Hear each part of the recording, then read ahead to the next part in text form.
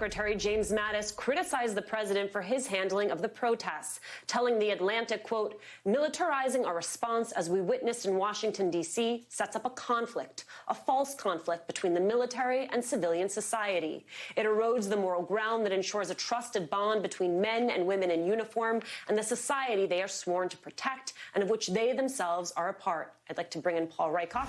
He's the host of the Angry Americans podcast and the founder of Iraq and Afghanistan Veterans of America. Paul, you have Mattis there talking about an erosion of moral ground. What else is lost when you see this type of militarization of response?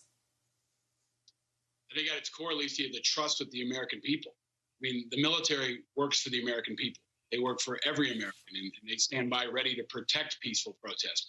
They're not a ground force for Trump's political agenda. And what we've seen since really Trump took office is an unprecedented level of politicization, manipulation, and really abuse. I mean, the 82nd Airborne just a couple weeks ago was considered the heroes. They were coming in to build hospitals and help people battling with COVID. Now Americans are afraid they're going to come in to squash protests. And that's what Trump has done to the military. He's eroded its very core, and it's very, very dangerous right now. I mean, this is maybe the most dangerous position you could potentially put American forces in ever. I mean, I'm talking about Vietnam. I'm talking about a guy who served in Iraq. I mean, this is the ultimate quandary to put them in, standing across from civilian protests. So we don't want it. We don't need it. That's why Mattis, Mullen, McCraven, and so many others are speaking out forcefully. It's a very important time to let the president know that we won't tolerate it. They are speaking out forcefully. Do you believe that those in power are listening?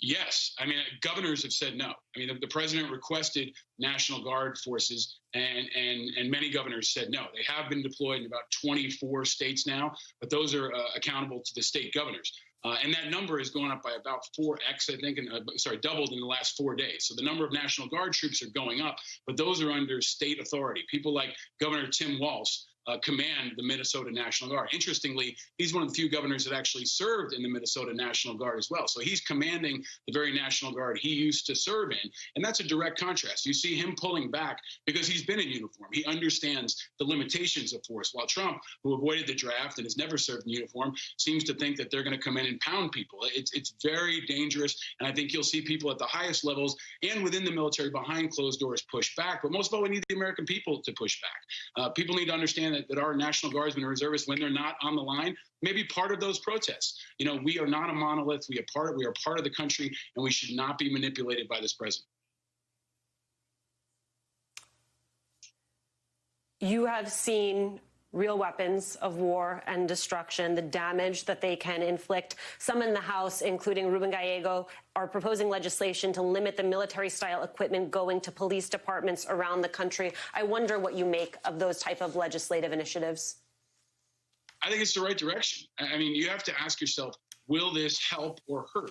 And rolling in with military-style weapons, with heavy vehicles, it does not de-escalate the situation. So I think you'll hear some of the most concerned voices are the folks who've carried weapons in conflict, who stood across from Iraqi and Afghan civilians for the last decade and a half. We know what conflict looks like, and that's why we're urging responsibility. And quite frankly, the military could teach a lot of our police departments quite a bit. I mean, a lot of our police departments have never actually had to hold their weapons up. They've never been across from angry protesters. Many of our National Guard units have.